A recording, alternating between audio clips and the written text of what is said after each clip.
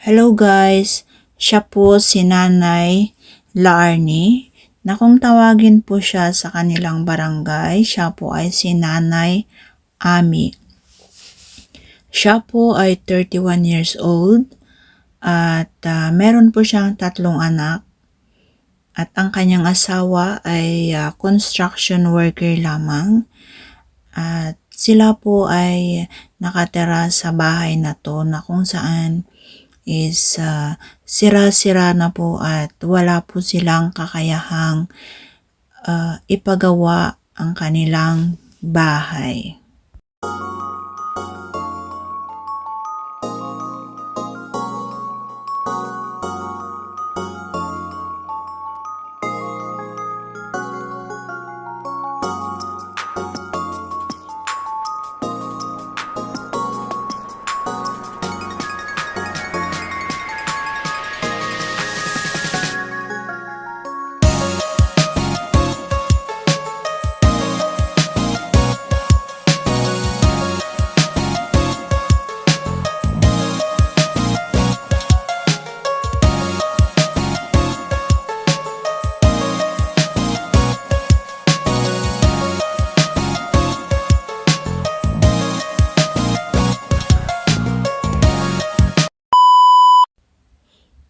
Hello everyone! Isang mapagpalang araw po sa ating lahat.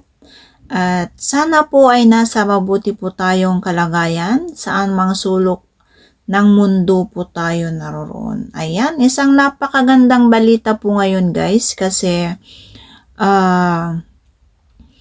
lumalawak na po ng lumalawak ang nasasakop ng ating Team Kalingap at marami na rin pong nakakakilala sa Team Kalingap as charity vlogger. At ngayon guys, is eto po yung napakagandang balita. Ayan, shout out po sa lahat ng mga taga-Tarlac dyan. At ngayon ay nakapasok na po ang Team Kalingap, mga scouter ng Team Kalingap dyan sa Tarlac. Ngayon, ang bidyong ito is naandito po sila sa Bamban, Tarlac ngayon. At isang nanay ang ating maririnig naman po ang kwento ng kanyang talambuhay kasama po ang kanyang 3 anak at ang kanyang asawa.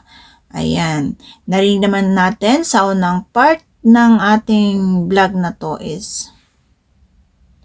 At ayan guys, si nanay ay 31 years old, meron po siyang 3 anak at ang kanyang asawa ay construction worker.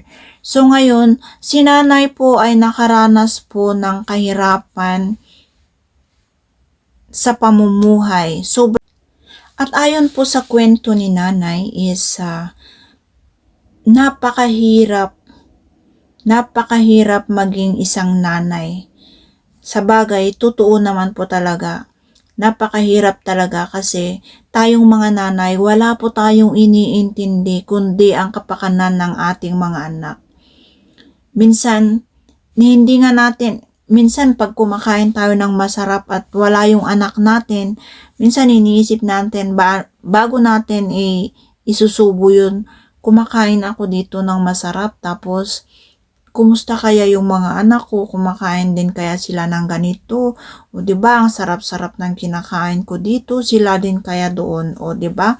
Ganun po ang nanay kasi naranasan ko din po 'yan.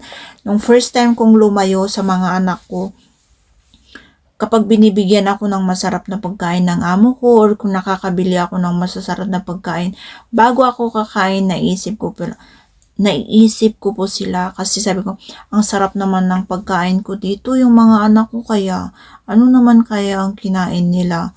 Ganun po yung nasa isip natin. So, ayan guys, atin pong pakinggan kung ano naman po ang masasabi ni nanay tungkol sa pagiging isang nanay. Madali ba maging isang ina? Mahirap maging nanay. Mahirap maging nanay. Susubo mo na lang, bibigay mo pa sa kanila. Ay, ganon. Actually, ako naranasan ko na yon nung walang-wala talaga kami. Tapos naghihingi na lang kami ng kanin sa nanay ko.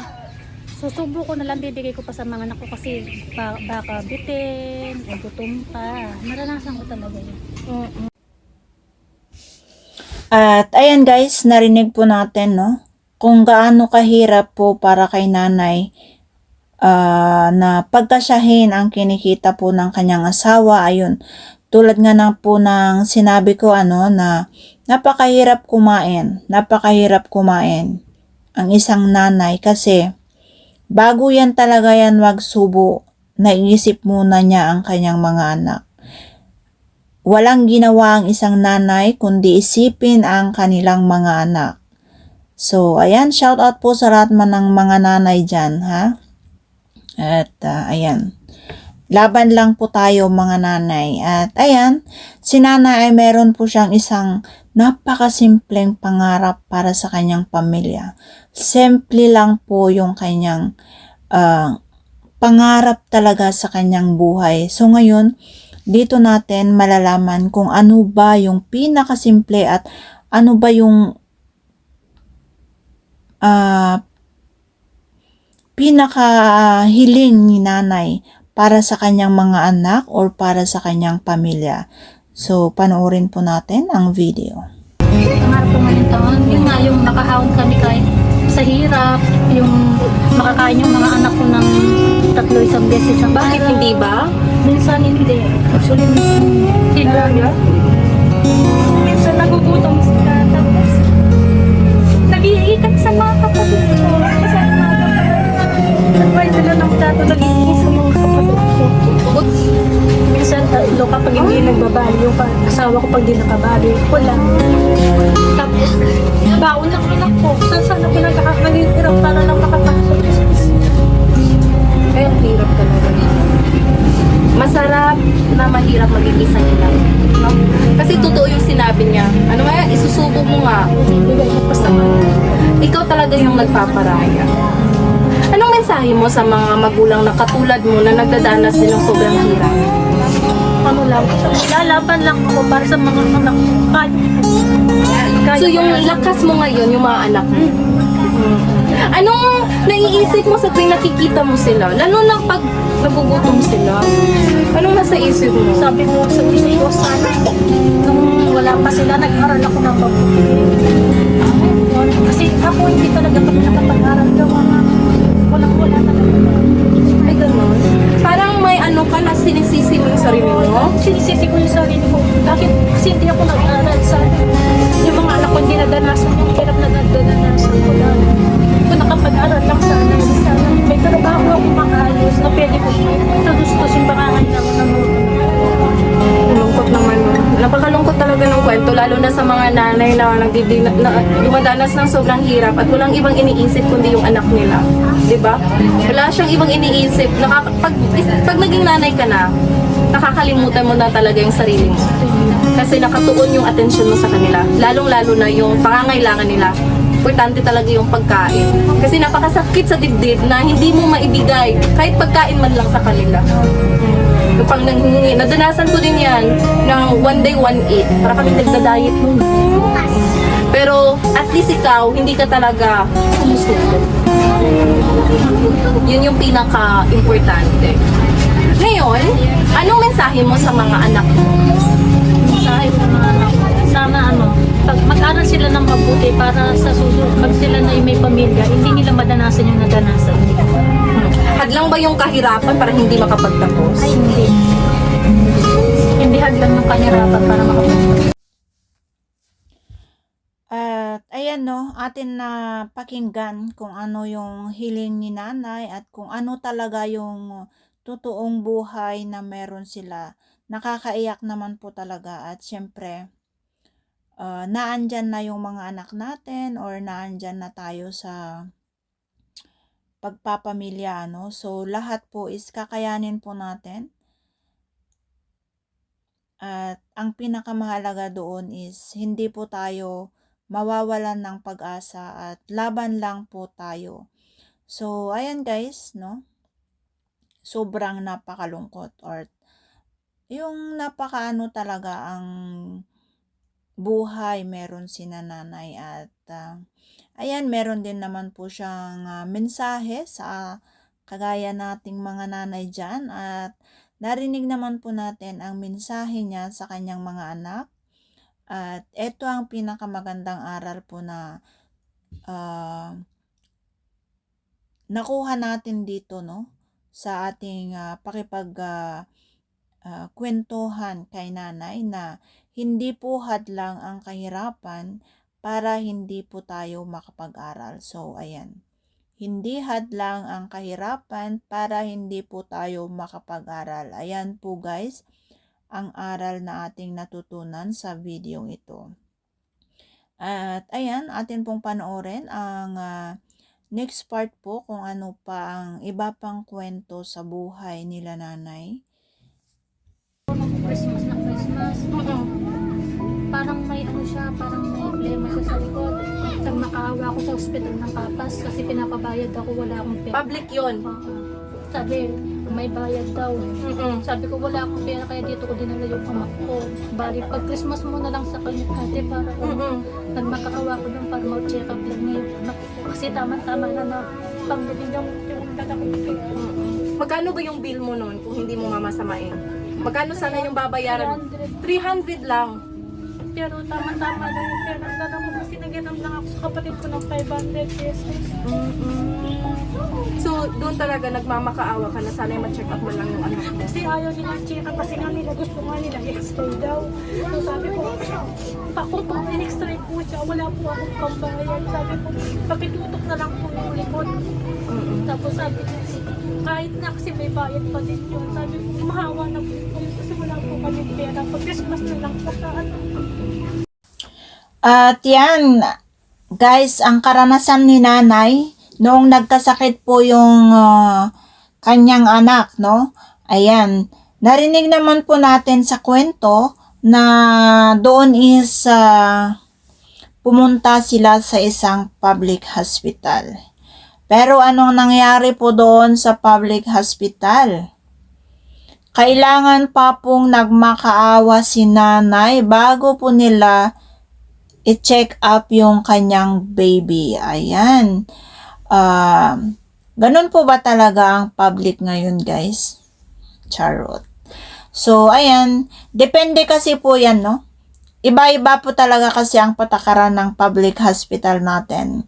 Pero ganun pa man, nagmakaawa naman po si nanay at ayan, hiniling po niya na dahil Pasko naman po is baka naman po pwedeng pamasko mo na lang sa aking anak.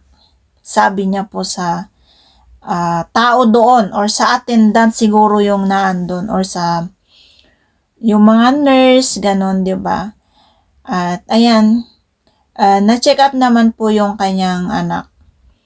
At ayun nga, dahil lang sa 300 pesos, ayan, talagang nagmakaawa po si nanay para lang ma-check up yung kanyang anak. Ayan po yung sobrang napakahirap pag walang-wala talaga ang isang pamilya is sobrang kahit 50 pa lang yan, kahit 50 pa yan, kung talagang walang-wala is wala talaga. Ano? So, ayan. Atin pa pong panoorin ang iba pang kwento ni nanay sa kanilang buhay. Dumating ba sa punto na napapagod ka na talaga at gusto mo nang itigil ang lahat? Ay, oo, dumating na sa punto na nung walang-wala kami, dumating sa punto yun, naisipan ko na lang na magkamatay. Talaga? Ay, oo, naisipan ko. Sabi ko sa anak ko, nak, ayaw ko na, suko na ako. Tatlo na anak mo nun? Dalawa. Dalawa pa lang. Sabi ko, ayaw ko na, nak, suko na ako. Sabi ng anak ko, bakit ma? Umiiyak ako, umiiyak din siya. Pero naisip ko, kapag ginawa ko yun, mas kawawa sila kasi may iwan sila na walang pagkakas. Tapos yun, sa pray lang ng pray lang ng pray. Pag minsan nadadat na kami ng asawa ko, wala pang kain. So, ayan, natin pong napakinggan, no? Ang kabuuan ng video is sobrang nakakalungkot yung pinagdaanan po ni Nanay Ami or si Nanay Larnie, no? At ayan, marami tayong narinig or marami na tayong natutunan sa kanyang kwento ng buhay na kung saan is ang isa doon is hindi hadlang ang kahirapan para hindi tayo makapagtapos sa pag-aaral, lalong-lalo na sa mga kabataan ngayon, sa mga anak ngayon.